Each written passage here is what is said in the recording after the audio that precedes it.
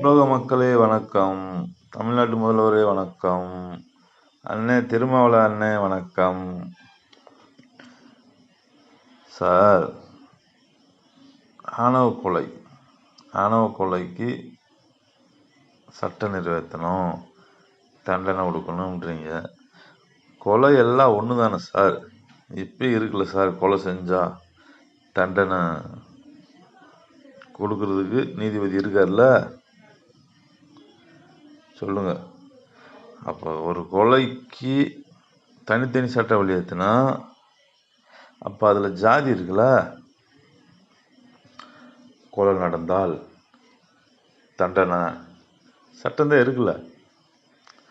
தனித்தனியாக ஒரு கொலைக்கு 10 விதமாக நீங்கள் சட்டத்தை நிறைவேற்றினா அப்போ அதில் ஜாதி இருக்குல்ல சார்.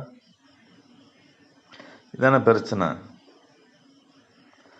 இப்படி தப்பாக நீங்கள் எழுதி வைக்கிறது தானே சாதியாக உருவாச்சு. தமிழ்நாட்டு அரசியல்வாதிகளே, அண்ணன் திருமாவளவன் அண்ணன், தமிழ்நாட்டு முதல்வர், நீங்கள் தான் பேசுகிறீங்க, சரிங்களா? இப்போ ஒரு அண்ணன் திருமாவளவன் வாகனத்தில் ஒரு வழக்கறிஞர் மோதிட்டார். இது ஒரு திரைக்கதை. திமுக எழுதி கொடுத்த கதையில் இவங்க நடிச்சிருக்காங்க, சரிங்களா? அதை தனியாக பேசிக்கிடுவோம். மோதுனுங்கள ஒரு வழக்கறிஞர் அண்ணன் திருமாவளவன் வாகனத்தில் மோதினார். எதுக்கு அடிச்சிங்க? அண்ணன் திருமாவளவன் அண்ணன் எதுக்கு சார் அடிச்சிங்க? தமிழ்நாட்டு முதல்வர் எதுக்கு அடித்தாங்க? ஒரு லைட்டாக ஒரு வாகனம் மோதுனதுக்கு எவ்வளவு அடி அடிக்கிறீங்க, கலவரம் பண்ணுறீங்களே. ஒரு தாய் தந்தை 20 வருஷமாக குழந்தைய பெற்று வளர்த்துருக்காங்க. அந்த குடும்பத்தில் போய் ஒரு பொண்ணை சீண்டுனா அந்த குடும்பம் சும்மா இருக்குமா?